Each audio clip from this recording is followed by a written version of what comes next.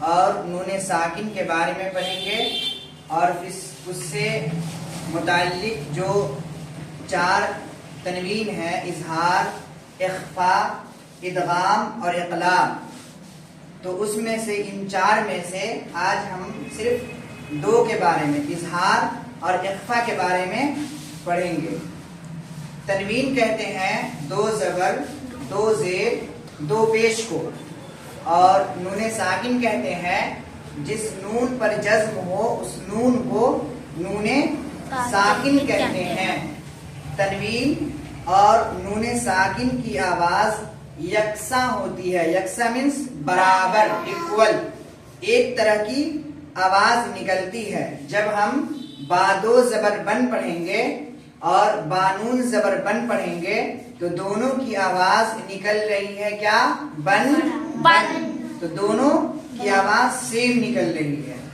اب تنوین اور نون ساکن کا قاعدہ نمبر 1 جس میں اظہار کے بارے میں ہے، یہ ہم آج پڑھیں گے۔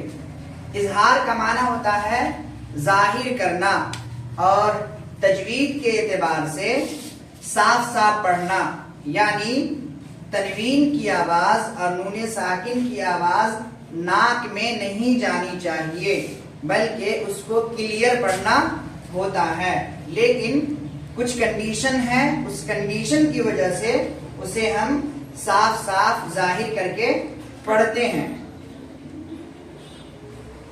حروف حلقی یا حروف اظہار 6 ہیں۔ فرحان آپ بتائیے حروف حلقی جو 6 ہیں وہ کون کون ہیں؟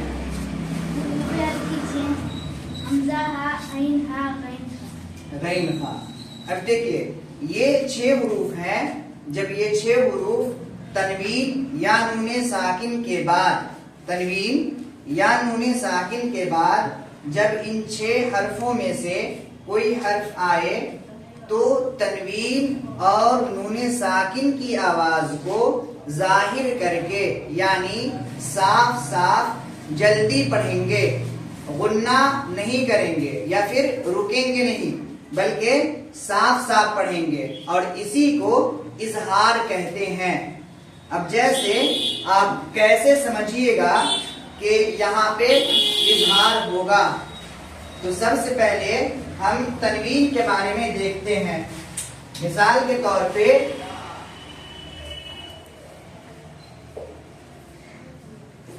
لمن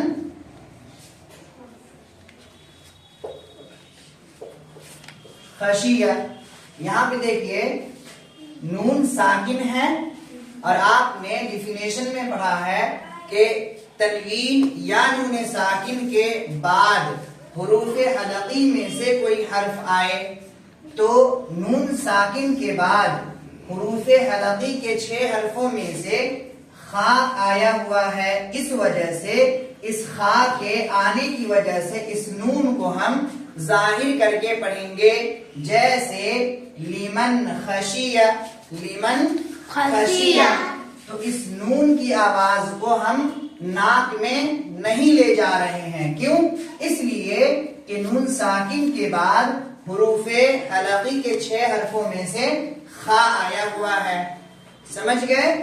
اسی طرح سے ہم تنوین کی مثال پڑھیں گے، جیسے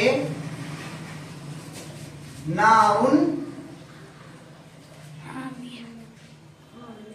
حامیتن، ٹھیک ہے؟ اب یہاں دیکھیے را کے اوپر تنوین ہے، 2 پیش ہے، اور تنوین کے فوراً بعد حروف حلقی کے 6 حرفوں میں سے ہاں آ رہا ہے، اس وجہ سے اس تنوین کو ظاہر کر کے صاف صاف بغیر غنہ کے جلدی پڑھیں گے، جیسے نارن حامیتن، نارن حامیتن۔ اب یہاں دیکھیے اس الف کو بھی ہم کھینچ رہے ہیں اور اس الف کو بھی کھینچ رہے ہیں، کیوں؟ اس لیے کہ یہاں پہ الف مدہ ہے اور یہاں بھی الف مدہ ہے، تو دونوں جگہ ہم الف مدہ کریں گے، نارن حامیتن۔ یہ اظہار کے بارے میں آپ نے سمجھ لیا. اب اس میں سے کسی کو کہیں پہ مشکل نظر آ رہا ہے اظہار سمجھنے میں؟ نہیں. چلیے تو اب ہم تنوین و نون ساکن کا دوسرا قاعدہ یعنی اخفا کے بارے میں پڑھتے ہیں. اخفا کا معنی ہوتا ہے پوشیدہ یا چھپانا. اخفا کا کیا معنی ہوتا ہے؟ پوشیدہ یا چھپانا. جس طرح آپ اظہار کی ڈیفینیشن یا اس کی تعریف پڑھے ہیں یا جانے ہیں اسی طرح ہے، لیکن اخیر میں جا کر کے کچھ تبدیلی ہے. جیسے حروف اخفا 15 ہے: تا، سا، جیم، دال، زال، زا، سین، شین، صاد، زاد، طا، ظا، فا، قاف، کاف. یہ 15 حروف ہیں. اب کہہ رہے ہیں کہ تنوین یا نون ساکن کے بعد حروف اخفا کے 15 حرفوں میں سے کوئی ایک حرف آئے تو تنوین یا نون ساکن کی آواز کو ناک میں چھپا کر غنہ کے ساتھ پڑھیں گے. تنوین یا نون ساکن کے بعد حروف اخفا کے 15 حرفوں میں سے کوئی حرف آئے تو تنوین یا نون ساکن کی آواز کو ناک میں چھپا کر غنہ کے ساتھ پڑھیں گے.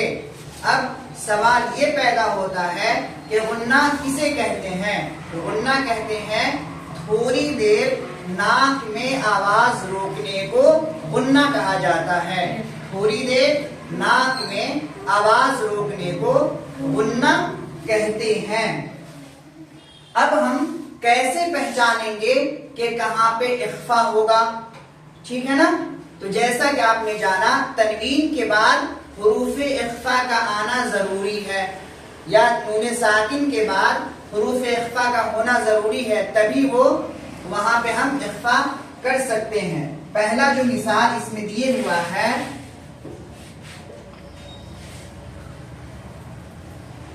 انت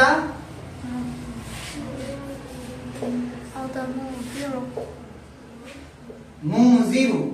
اب دیکھیے آپ نے جیسا کہ ڈیفینیشن پڑھا تھا کہ تنوین یا نون ساکن کے بعد حروف اخفا آئے تو یہاں دیکھیے نون ساکن ہے اور نون ساکن کے فوراً بعد حروف اخفا کے 15 حرفوں میں سے تا آیا ہوا ہے.